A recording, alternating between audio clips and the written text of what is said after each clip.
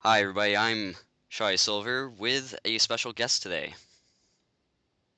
Tenjinmoop. Yep, this is going to be an interview, actually, so let's get on with the questions. So, my first question for you is, are you British? Um, well, if I'm not, I need to get a new passport. Uh, But yes, I am British. I'm actually from Ireland, so there's bits of me that aren't British, but technically, yes, I'm British. uh, I was just making a joke there. It's quite obvious, but, um, yeah. I'm very bad with jokes over the internet. Alright, well, alright, so to get on with the real questions. What does Tenjinmoop actually mean? Well, Tenjin is actually a word that I thought I made up, and actually it turned out to be Japanese for cake.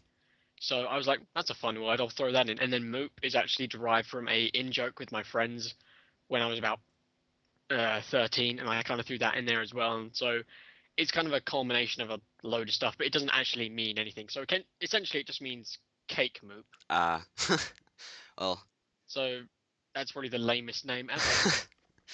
uh, well, Tenjin is Japanese, right? So, uh, Yeah, it seems to. I didn't know. I thought I made it up because basically what was happening is I was in English class.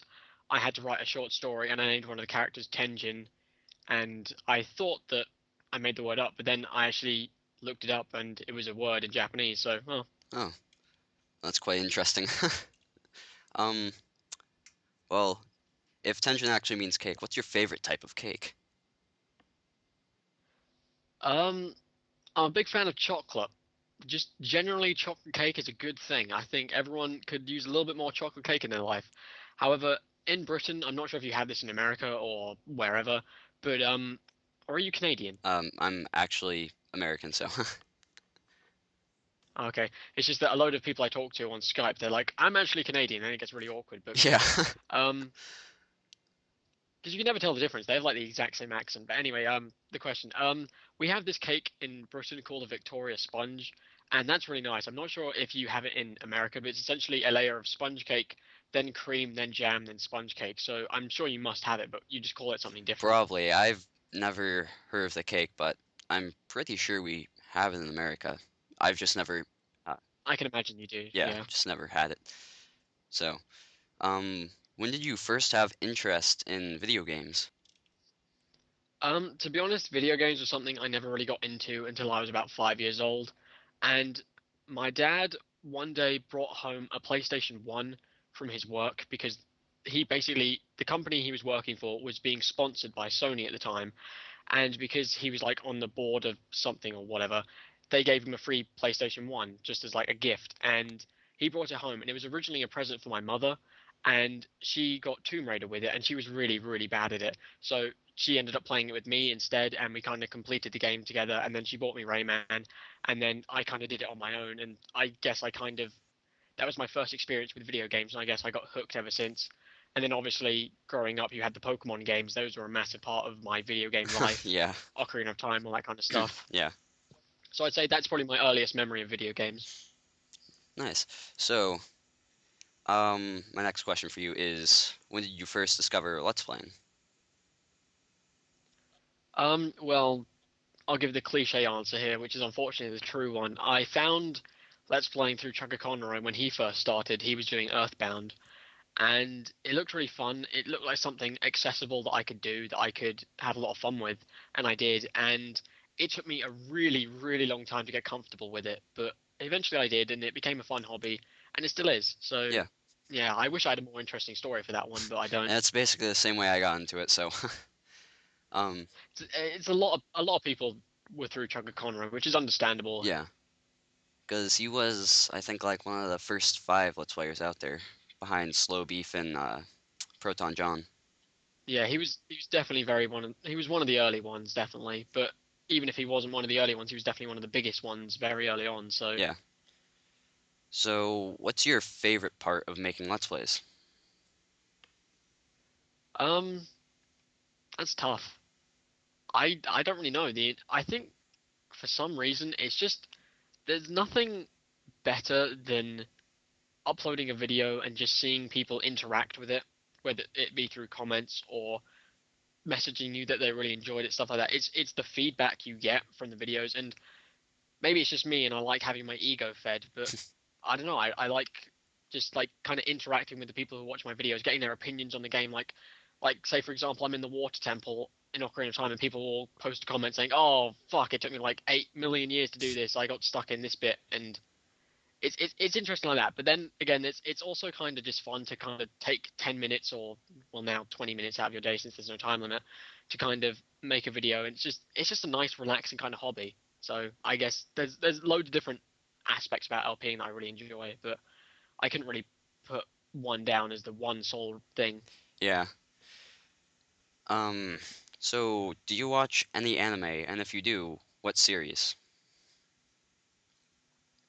Um, I used to watch quite a lot of anime. I used to be quite into anime when I was about 13 or 14, but then I kind of like grew out of it. It was just a phase I went through. But from that phase, I did watch animes, particularly Death Note. Death Note is really the only anime that I watched that I really, really, really enjoyed, and I still do enjoy it. So Death Note's probably my favorite anime. But aside from that, there's none that I really remember. I watched Dragon Ball as a kid, but I don't really see that as an anime. It was more of just a cartoon to me back then. Yeah. I mean, I know animes and cartoons are the same thing, but you get what I Yeah. mean. Um, But overall, I wouldn't say I'm a massive anime yeah, fan. I never really got into Death Note. It was more of along the like Naruto and Bleach, all that.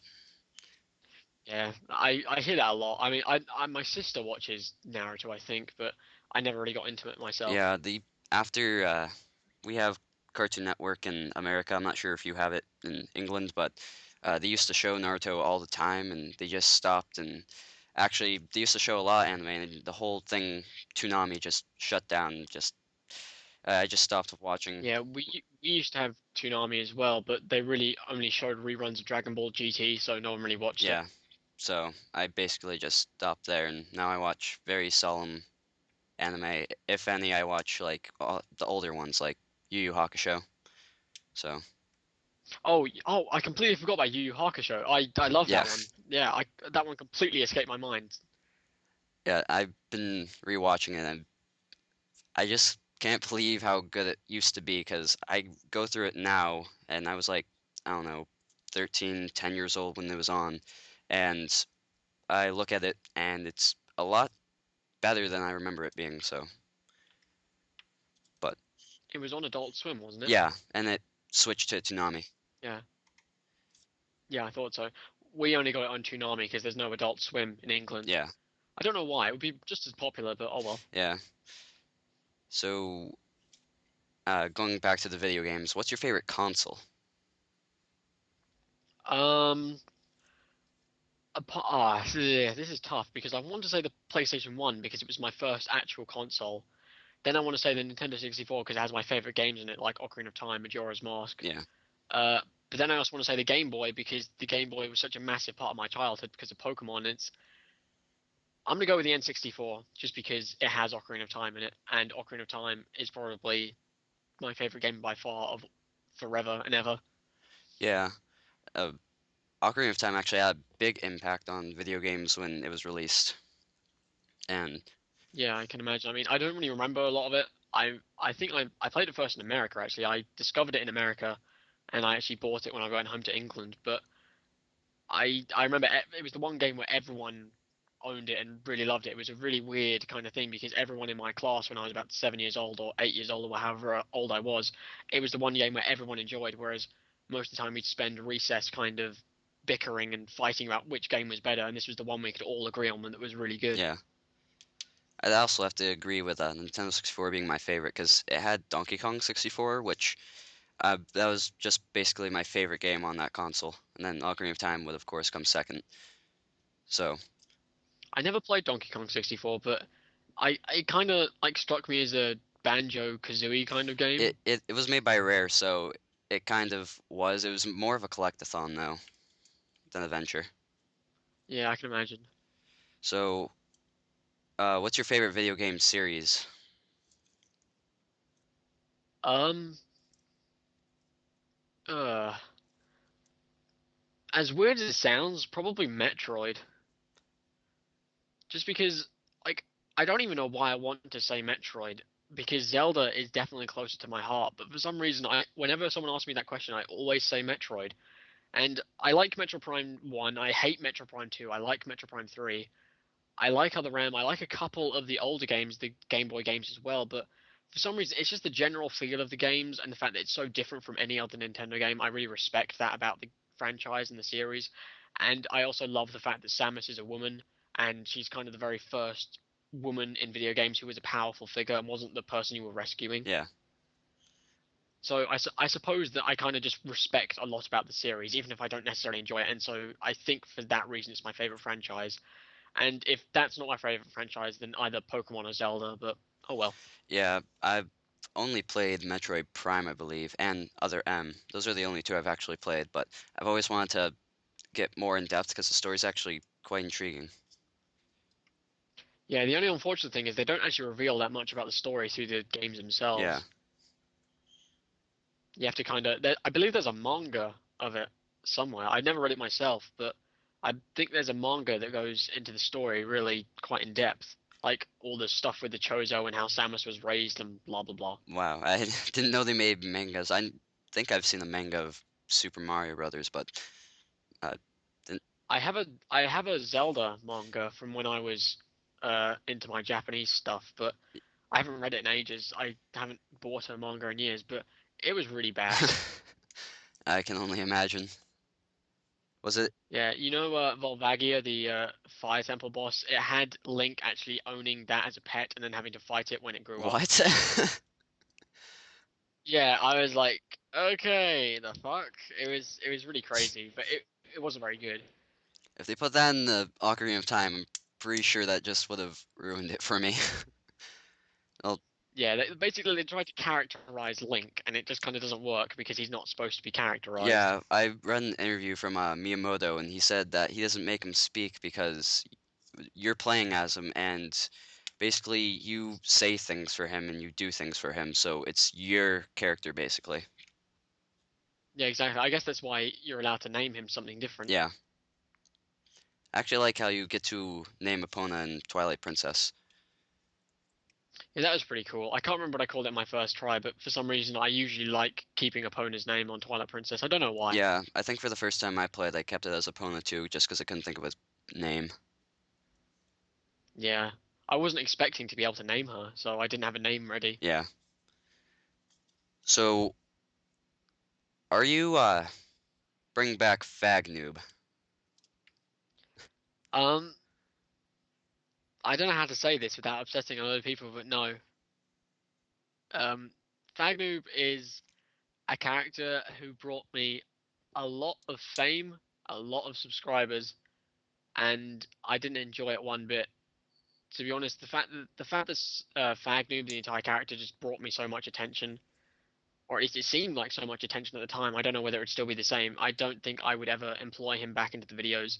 It was also a really tough kind of thing to do, because all the Fag Noob sections were improvised. Like very few people believe me when I say that all those sections in Pokemon Yellow and Ocarina of Time, when I say they were completely improvised, very few people believe me, and I can understand why. But they were so hard to do and so hard to make it seem genuine, Yeah, and I don't think I would be able to bring him back to the point to the level that he was, even if I wanted to. And the problem is, I don't want to. I don't enjoy the character. He kind of just became annoying to me, and it was kind of ironic because I created the character in order to make fun of the stereotypical 12-year-old YouTube commenter who doesn't know what the fuck he's talking about. And then that character brought that kind of audience to my videos.